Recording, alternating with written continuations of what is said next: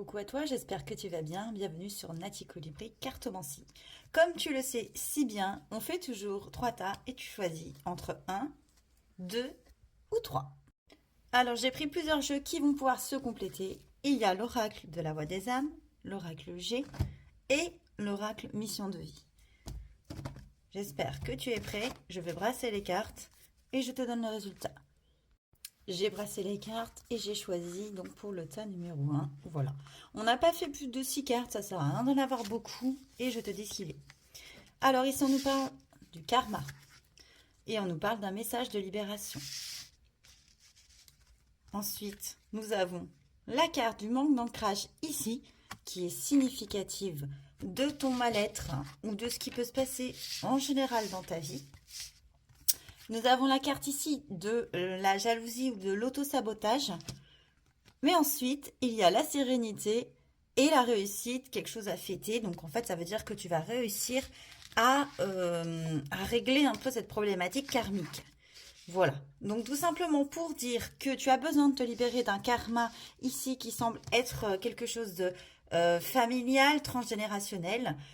Que le manque d'ancrage en fait ne te permet pas de de trouver la solution et de résoudre ce conflit parce que tant que tu n'es pas bien ancré, tu vas justement vaciller à la moindre problématique et que l'univers de toute façon ici va t'envoyer des gens qui seront jaloux, peut-être des gens qui seront agressifs et qui vont essayer de te la faire à l'envers, mais en te rappelant des schémas qui se sont déjà produits soit par le passé au niveau familial ou soit encore des histoires que tu aurais vécues dans des vies antérieures.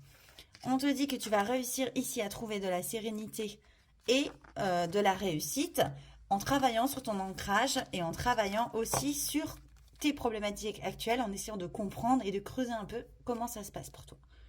Si tu as choisi le tas numéro 2, donc on nous parle de la source, de l'apprentissage,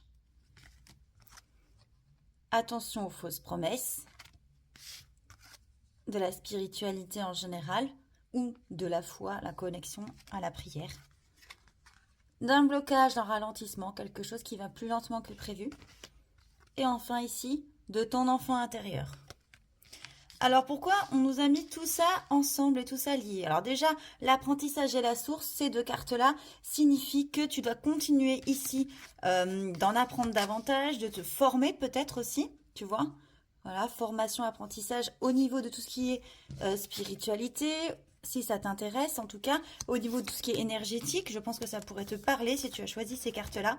Mais tu sens bien que ça bloque, tu sens bien que, entre guillemets, les choses n'aboutissent pas comme tu aurais envie que ça aboutisse. Parce que quand tu es dans une phase ici de stagnation et quelque chose qui vient te bloquer un petit peu dans tes projets, dans ta mise en place peut-être professionnelle ou encore dans ton envie de développer justement tes compétences et ça c'est quand même important de le souligner. Alors pourquoi l'enfant ici? Alors l'enfant peut symboliser l'immaturité ou peut symboliser également ton enfant intérieur. Donc peut-être que tu es en quête de ton enfant intérieur et peut-être que du coup tu ne comprends pas toujours ce qui t'arrive, tu vois. Là, j'ai la deuxième carte parce que j'essaie de compléter. On nous parle vraiment des enfants ici. Donc, il y a quelque chose qui soulève le fait que... Ah bah alors là, voilà. Là, pour le coup, c'est l'aspect familial. Peut-être que tu te trouves des excuses pour ne pas développer une activité ou ne pas développer tes talents et tes dons par rapport à ta vie de famille. Tu vois, je vois bien ça comme ça. Je vois bien une énergie féminine ici qui serait peut-être mère de famille solo ou encore une fois à gérer un foyer de façon plutôt principale si je peux dire, donc tu aurais un peu une charge mentale de malade et tu n'oserais pas ou tu as envie d'avancer, tu vois, on sent, mais par contre tu vas pas au bout des choses et du coup là on te dit qu'il va falloir pousser les choses, le mois prochain ça serait pas mal que tu actionnes les choses, parce que sinon tu vas rester bloqué dans ta sphère spirituelle alors que tu as plein de compétences et de capacités à mettre en avant et qu'il ne faut pas que tes enfants soient ton excuse pour ne pas justement te lancer par peur. Voilà.